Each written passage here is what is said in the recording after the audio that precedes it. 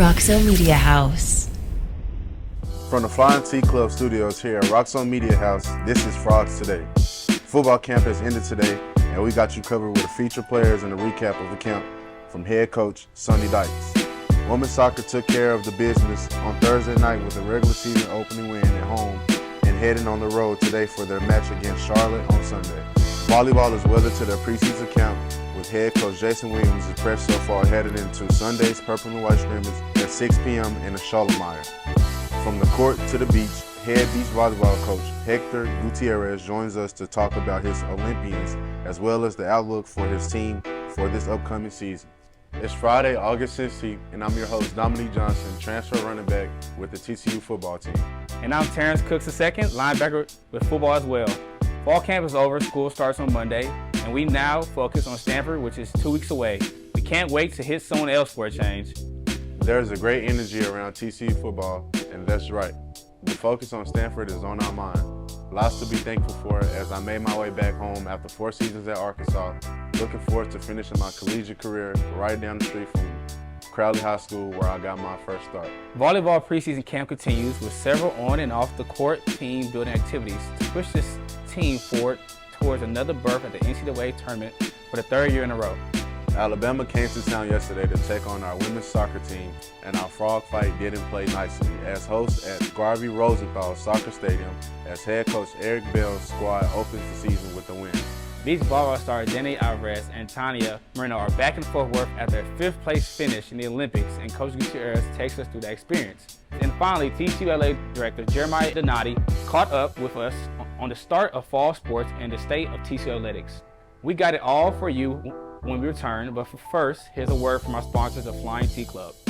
You know, we wouldn't be able to do the things we were able to do this year without the Flying T Club. So we got to continue to get people involved. It's more important right now than it's ever been. Flying T is special. It's the best thing that I've encountered in college. It allows us to be able to offset a lot of the costs that our scholarships aren't able to cover. If people like winning, invest in the Flying T Club and NIL. This is really great for athletes and just for future students who want to come here and be a part of something special, and I just think it's great. It just means a lot to us players to see all the support, and it's huge. Welcome back to the Flying T Club studio, and I'm your host, Dominique Johnson, with TCU Football. And football it is to start off the show. Our 15-day fall camp ended this morning, and let's get right into our head coach on the reflection on how fall camp went. You know, if you ask me what's the best thing about this camp, that would be on the list, you know. It seems that, you know, the offense has gotten the upper hand, and at some point in practice, to me, the defense has always rallied. And so that's what you want to see, and that's very encouraging. You know, it's like anything else. I mean, you can't expect to get into a game and to do something any different in a game than you've done in practice. And so that I've seen that. To me, the offense has got to get a little bit better at being able to do that.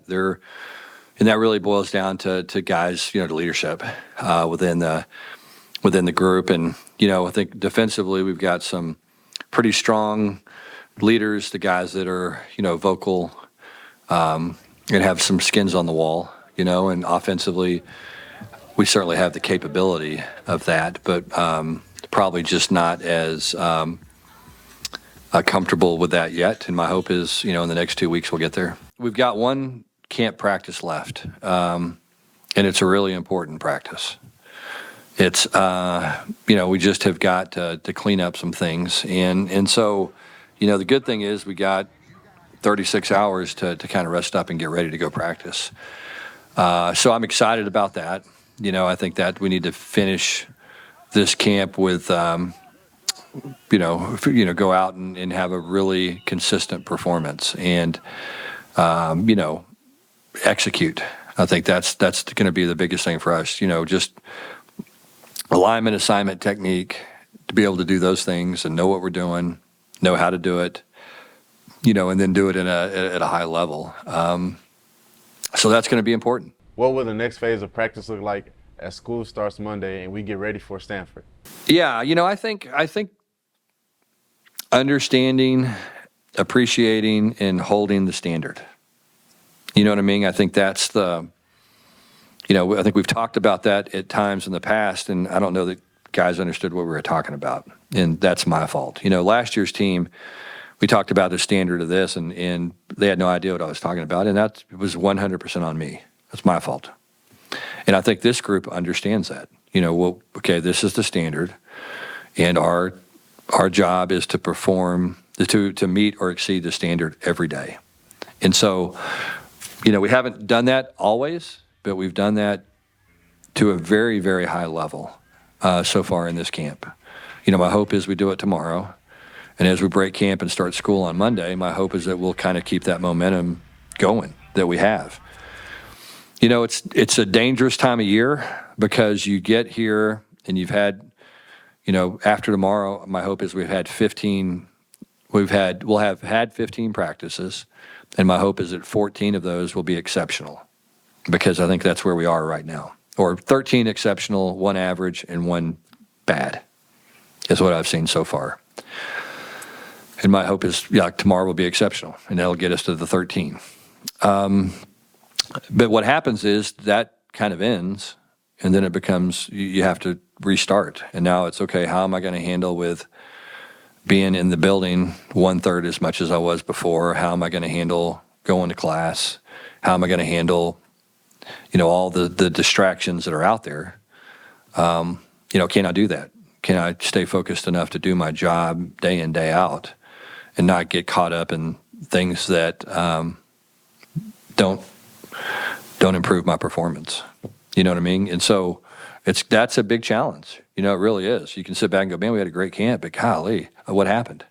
We didn't, these last 2 weeks, we weren't very good. We didn't finish the race. And so that's got to be our thing, is we've got to, I think we're running pretty fast right now, but we got to kick it in the high gear. We're in that last 100 meters. Or the last 100 meters is going to start Monday. And, we got to be strong, and we got to finish strong, and we got to continue to get faster. And if we do that, then I'm convinced we'll have a good football team. And if we don't, then we'll be average. There's going to be a lot of game management things that we're going to have to improve at, and that we'll work on tomorrow night. Coaches, equipment staff, players, everybody, we'll be working on things. We'll have tablets, which is something that, we really haven't had an opportunity to practice.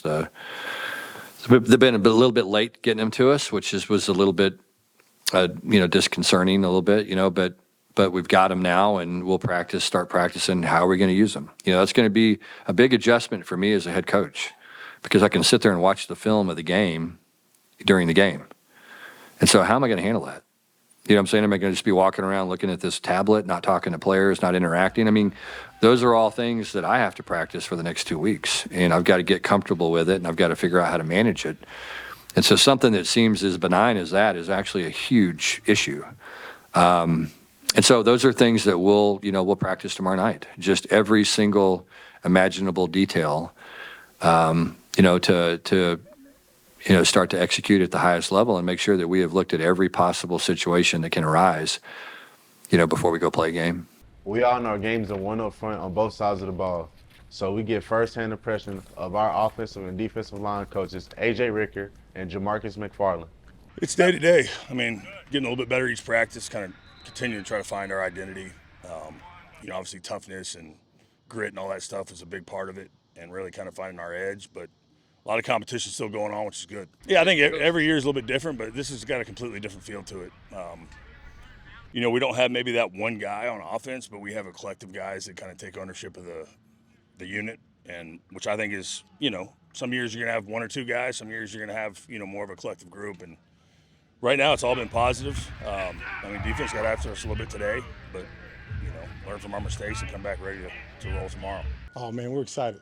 We've gotten extremely better from the spring to now. Got to spend some time with them in the summer, and now, man, getting here in the fall camp and putting it all together has been special. They're excited about what we're doing. They're excited about what we're growing as a group. I'm excited to see them put it on the field here in 2 weeks. Man, it's about 4 or 5 guys right now, and when stuff gets hard, I try to lean on those guys because, at the end of the day, I can't play anymore as much as I'd love to, and really looking for those 3 or 4 guys. One of them's got to step up and really take this thing by the horns, and we have a bunch of candidates. It's just we got to continue to see who that guy's going to be. The challenge is get the best 5 on the field, and find a way for the best 6 to play. And then if you think that, there's a 7th that deserves it, okay, what's the best way for the 7 to play? And then 8, and then 9, and then you hope that you can get to an actual 2 deep that you're comfortable playing with. So that's, we're going to be bouncing guys around, and there's going to be a lot of competition. And, if you look at the left guard spot, there's really 3 guys vying for it. And it could be any combination of guys. And, and then Samir starting to emerge and starting to bite some of those guys on the heels a little bit. And so, that's good. That's what you want. And, to me, some of those young linemen that we've been counting on to grow up are actually starting to be a little bit more consistent. And you're starting to say, this guy could go into a game and perform at a high level. And so really encouraged by just all the guys, quite frankly, but certainly the 3 or 4 man battle that's going to take place at left guard, because, those guys are going to have to fight hard to keep Samir from getting in that mix. He's just headed there quickly. And so, anyway, it's awesome. That's what you want. You know what I mean? You want guys showing up every day going, hey, I better practice my tail off today, or it's somebody else is going to be in there. Protecting the quarterback is always the key to success with any team. What type of camp did quarterback Josh Hoover have, and what qualities will it take for him to get TCU football to the Big 12 championship game and beyond? The biggest part of playing that position, in my mind, is understanding really who you are, okay? Because everybody's different. You've got these guys that can throw the ball 80 yards and throw it through a wall. And, that's good. That's a good thing. And then you've got some guys, some of the best quarterbacks I've ever coached, might be able to throw it 35 yards. You know what I mean? Truly, 40 on a good day. And so, and a guy that can throw it 80 is going to do different stuff than a guy that can throw it 35 or 40. And you've got to say, okay, what actually am I capable of? Where do I fit in that spectrum? And then what? And then I got to go be who I am and try not to be somebody else. So I think as a quarterback gets more reps, he starts to figure that out. The thing that's unique about Josh is, he's got a big arm, and he's one of those guys that you don't really think about it that much. He's not going to throw the ball 80 yards in the air, but he's going to make all these down the field throws because the ball is going to come out on time. And he doesn't have to throw it that far down the field if he's making good decisions and the ball's coming out when it should. But what he can do, and he can fit balls in these windows that are really, really small. And you got to decide, okay, is the juice worth the squeeze? And okay, if it's 3rd and 13 late in the game and we're down by a touchdown and there's 2 minutes, I'll try to fit it in this window because I have to. If it's the first quarter and you're ahead or whatever, then you know what, I'm not even looking at that window. I'm moving on to the next one. And so just being able to make those in-game decisions, and, no one wants to be called a game manager, but, the best guys in the history of the sport manage the game the best. That's what made Tom Brady Tom Brady. That's why Brock Purdy's Brock Purdy. Those guys are going to finish last in skills competitions, but their teams are going to finish first. And so I think that's what Josh Hoover has to do, is understand that he's got those skills. He can make the Brett Favre throws, but does he really want the Brett Favre interceptions? You know what I mean? And those are the questions that he's got to figure out, and what he's comfortable with, and mitigate risk. And that's really what playing quarterback is. It's mitigating risk. And so he's got to make those decisions. And to be comfortable doing it, and I think he's gotten more comfortable doing that. Another couple keys to success for any football team are pressure on the quarterback and stopping the run. What can we expect out of our team in those regards?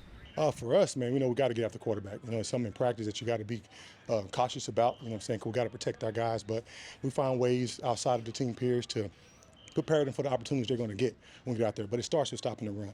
You got to stop the run to even get those opportunities to get after the quarterback.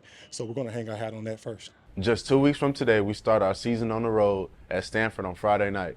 Nationally televised on ESPN with a 7:30 p.m. kickoff for us in Palo Alto, which is 9:30 p.m. here in Fort Worth. And let's not forget about Meet the Frogs on Sunday from 1:30 to 3:30 p.m. at the Sandball Practice Indoor Facility. We hope to see everyone out there this weekend. Before we head to break, let's talk volleyball as they start their season the same time as we do on the road, but in Nebraska against OU and the Cornhuskers. Preseason rolls on for head coach Jason Williams, and he speaks on how it has been going. Yeah, I think the plan had changed from what I originally wanted to do. Like, my gut is, hey, we got a lot of skill development. We got newbies in here. We just got a lot of things to do. But I just got some advice from some sports science guys that we need to acclimatize ourselves better during double days. So I've been working some really high intensity practice with some low intensity practices and really trying to give them the rest and recovery time that they need. And today we're starting to see hopefully the benefits of that. So practice today was pretty good. Yeah, the response has been great. I think the gelling part is what we're trying to work on, right? But overall, this is the best group that we've had in preseason since I've been here. Just really all in. There's just full buy-in mentality. There's just excitement, that I think there's a true belief that we could win the Big 12 this year. So when you have that, right, you can just get after it in practice. And yeah, I'm excited for the next couple of weeks. Senior Cecily Bromscriber reflects after practice on Wednesday about how the preseason is going and what she expects out of the team going into the purple and white scrimmage this Sunday. It's going really good. Our first week was kind of just getting used to being in the gym with all the new girls. We have a really young team, but I think it's really exciting getting to play next to new people and kind of just getting used to our new systems and stuff. But this past week has been, ramping things up in the gym and kind of getting used to how we run things in game time because it's coming soon. I think the goal is just to play what we call one way. We're going to play fast as we do. I think it's kind of just an opportunity to show the fans just a little glimpse of what they're going to see during the season, but our goal is to peak once we play like OU, Nebraska, our first couple games. So yeah, I think it'll just be a small piece of our season that they're going to see. I think being one of the only seniors, I think just sharing experience as much as I can, especially with such a young group. I think just sharing knowledge that I have and letting the freshmen use it as they will, I think that'll help us a lot. But yeah, I think what'll get us further is just our culture and how we carry that amongst ourselves.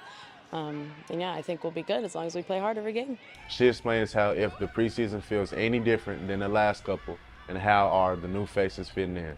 I mean, it changes year to year, I feel like. Definitely a lot since my freshman year. The program has picked up a ton, and Jason continues to do so every year. So I think we have a great freshman class, and we have some returners that are big powerhouses for us. So yeah, it's a little different, but I feel like it's a good different. Yeah, I love them. They're great personality-wise. They fit right into our group. But they're also just a group of learners. Like, we call them the babies, but they're going to make a big impact on our team this year. The team is in the middle of double days today, and then we'll take the weekend to do some more team bonding activities. Williams talks about the importance of that balance in preparing his team to hit the road to open the season in 2 weeks. Yeah, I mean, for me, I think they're huge, right? Because as a coach, my gut would be we need to increase our skill, right, and our team chemistry and all that. But in reality, in this sport, we need them to feel good. We need them to connect with each other.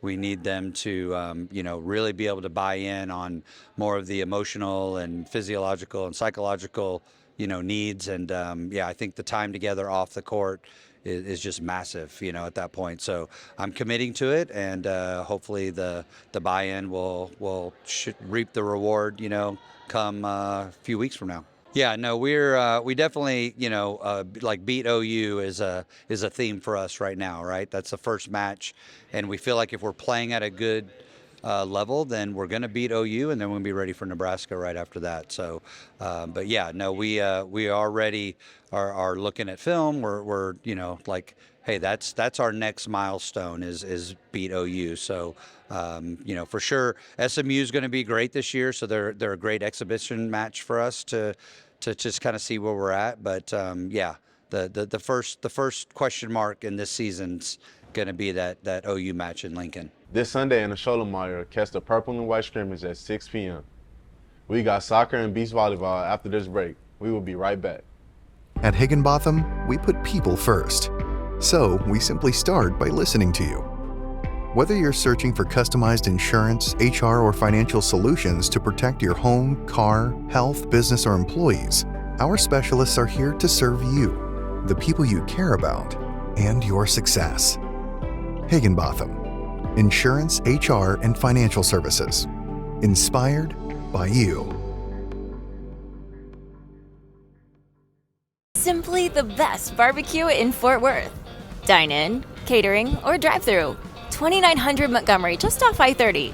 Remember, the best barbecue in Fort Worth is at Railhead Smokehouse.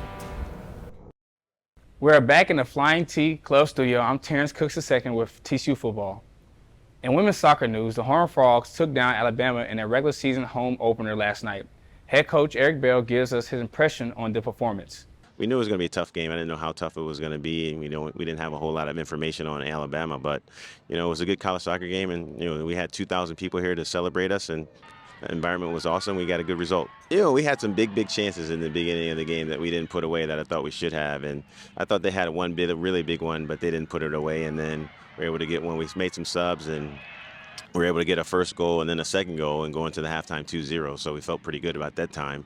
And then we thought that if we were able to get a third, then it would be our game. And we came out and did that, so pretty pleased with our group. We're always the first team that's up to bat for the fall sports calendar, right? And I feel it's a responsibility to start off with a W so that everybody's happy and not, down. And so to have 2,000 people come out and school hasn't even started yet was awesome, and hopefully they felt rewarded with 3 goals and a win. How important was it to open the season at home specifically with a win? And what are some of the focuses as you head on the road this weekend? We consider ourselves to be teachers, right? And we want to develop and grow our players. And like Coach P would always say, we need to grow them up, right?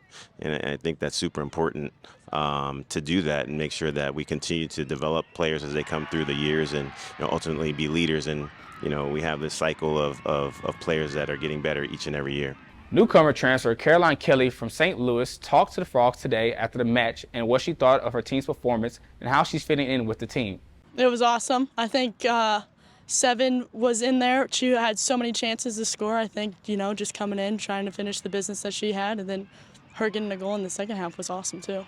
I think starting out we were a little on our toes, but I think once we got calmed down, we were able to get the ball in behind so many times and created so many chances. I think it was a whole team effort of just stopping their front line and also our front line getting the goals. It's been great. I think obviously we came in July. I think being able to come in July really helps you acclimate yourself. Me personally, as a transfer, just like getting to know everyone and kind of adapting to the style of soccer that they play here. And I think we were meshing really well. I think, especially for our exhibition games, I think playing Florida State gives us an edge to play one of the best teams in the nation. So I think it allowed us to come out here and play our game tonight.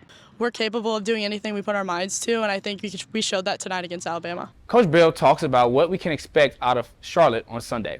I don't know anything yet, but my guys do, and I'll look at some film tonight and tomorrow, and we'll be ready to go on Sunday. Good luck this weekend, ladies. And now, more Olympic news as beach volleyball stars return for Fort Worth after a quarterfinal finish in the Paris Olympics and a 5th place overall finish at the world's top stage for Team Spain. Yes, no, it was amazing. It was, I was there in the front end to watch them play and hanging out with them a little bit. And as you said, first time that we have Olympians on this program. And they had a great run. All the way to quarterfinals. That the youngest team in the tournament. I don't think no one from Spain done it before. I always finish 9th, and they finished 5th, which is a great result for such a young team. The first match, it's Olympics. You see a lot of people around. That it's a really slow tournament. It's not like a conventional tournament that you play. It's a really fast pace, This one is like really slow. They were in Paris for almost 2 weeks and they didn't play yet. So stuff like that. So I guess everything is different. Everyone is there. Everyone wants a little piece of you, to see you, to say hi to, and that creates a little bit of anxiety, I believe. And some people, it's only one match, and the stadium, it's 12,000 people there, everyone, all eyes on you. And they play against a great team. That team they lost at the first day, they went all the way to semis and they end up being bronze. So it's not, they play one of the best teams in the world the first day, your first Olympics. So, but after that, what is great about them, they're fearless. They enjoy their moment. They they know that those moments cannot happen again, and they take it. And that's what I think is really special about those two, because they play with that mindset that is, as I said, we're here, we're another option to play and enjoy this right now, and the results will come, and the result comes. So that's why I think it's a really special team. Alvarado Moreno took a year off last year to qualify for the Olympics, and it turned out to work out for them as the first two Olympians in program history, and also the youngest team in the tournament. What was that process like? And they took a year off last season to qualify for the Olympics. Since like Olympics, you have to go through the qualification and earn points 2 years prior the Olympic starts. So that makes that's like when they were juniors, they're still competing internationally while they were in school to earn points, but the seniors, they take a red shirt and just completely like play on the tour to keep continuing with those points to qualify for the Olympics. So pretty much they did it in a year and a half, which a lot of people do in 2 years, and which is even more impressive. What makes this team that good, and how does it make you feel watching them compete at that stage? And keep in mind, TCU Beach Volleyball is also the only team in history to have 2 players that are current Olympians on their roster. Well, pride, for sure, for not just for me as coaches or, for coaches, for the school, it's you go back to when they were freshmen, or when I recruit them and see them on that stage, and it means a lot to us, to the school as well, and it means that they trust on us for the process, and it's just proud of them, really proud of them, because when we talked like a few years ago, we never talk about the Olympics specifically, because it's kind of like a long road, long shot. But you always, hey, if you guys come, you can keep developing, you can keep competing against the best. And the Olympics are always on the horizon, but let's take one step at a time. And I'm glad that we went through the majority of the process. Of course, last year they weren't here, and they have their coach in the national team, which is, it's at the end of the day, it's a work between both worlds, right? We work here in college and we work with the national team. And it's like a huge success for both sides, their federation with their coaches, and or school with our coaches, and a TCU supporting those kind of athletes, like performing on the biggest stage in the world, right? That's only 4 years. But yeah, it was amazing to just see them first time on the sand, stepping in parade with the Eiffel Tower in the background. I was fortunate enough that President Poulin was with me that day as well, on their debut. So we're sitting together. And that was like, history was made that day for us, for sure. The schedule is not out yet, but we will get a little preview of what that will look like. Pretty similar. Like the strength schedule is going to be the same. We right off the bat, we're going to have a strong tournament. We're going to be heading to Hawaii opening weekend. We will have Stanford, UCLA, USC, Hawaii, Cal. We're going to have like a top 10. Pretty much everybody's going to be top 10. It was top 10 last year, and I'm assuming that this year is going to be the same based on the rosters. That's going to be right off the bat, and for our team, and from there, pretty much the same. Like we like to compete against the best. We like to get pushed and get challenged, and not necessarily because we have a great team. You see in the past, like, we're still having good teams, but if you go years past, the same, like we like to compete against the best, because that's the only way to become number one, having those challenges every weekend. And the new thing about this year, as you know, like this is the first year that Big 12 sponsors our sport. So we're going to host conference here in April, at the end of April, which is we're really excited, because we're going to be the first ones hosting, first time ever for Big 12. And it's going to be U of A, Arizona State, and Utah. Only 4 teams, which is the beginning. But we're going to be hosting here at TCU, which makes it special too. Congrats to Coach Gutierrez and his team, and we look forward to seeing you guys in the sand starting in October. After this break, we hear from our athletic director, Jeremiah Donati. Energy does everything for us. It's all-encompassing. We're all benefiting and affected from it. And it is something that we all need to know about. It is the glue that holds everything together. TCU is powering what matters, our future. We don't just talk about what's needed, we focus on results. The Ralph Lowe Energy Institute is creating a world where energy is affordable, sustainable, and reliable. Welcome to the Squire Shop. We are locally owned and operated since 1994. We specialize in the finest men's clothing that the market has to offer at affordable prices with unbelievable service. We do custom clothing all the way to more casual, Peter Millar, Johnny O, kind of everything. Well, my dad's the owner, so I've been around retail my whole life. Oh, it's great. I mean, it's the best boss I'll ever have. I know that. We love our TCU community. They have been so good to us. Come see us today. Go Frogs! Welcome back, Frog Nation. Before we go, we always love to hear from the leader of the athletic department. And TCU Athletic Director Jeremiah Donati is excited about fall sports getting started with women's soccer last night. Opening night, 2-0 halftime, by the way. It is, today is officially the start of the fall season, so a lot of anticipation, like always, but something about this fall just feels a little bigger. Couldn't be more excited. We know football's in a couple weeks, but volleyball, soccer, I think all of our sports are poised to have a big season, so it starts tonight. I can't emphasize enough, we place a lot of emphasis on our coaches. We've got the best coaches in the country.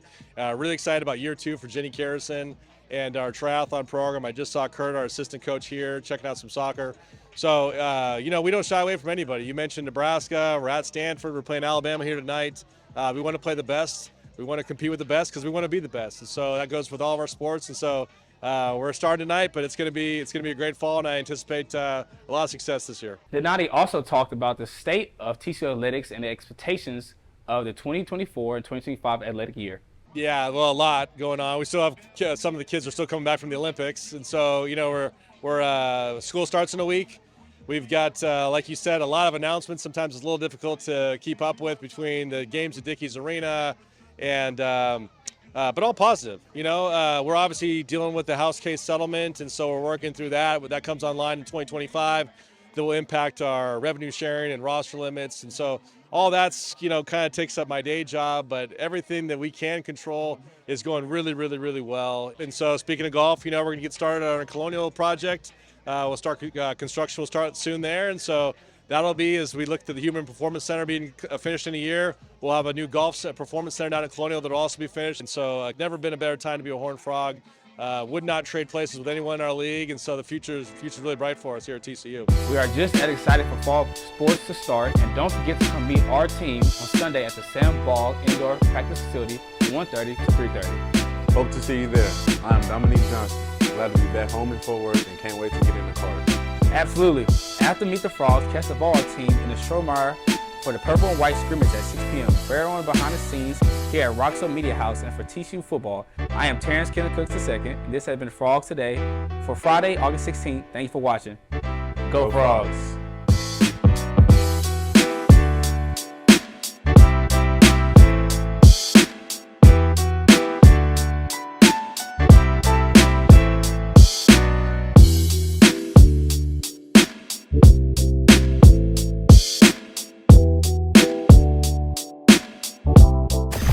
Roxo Media House.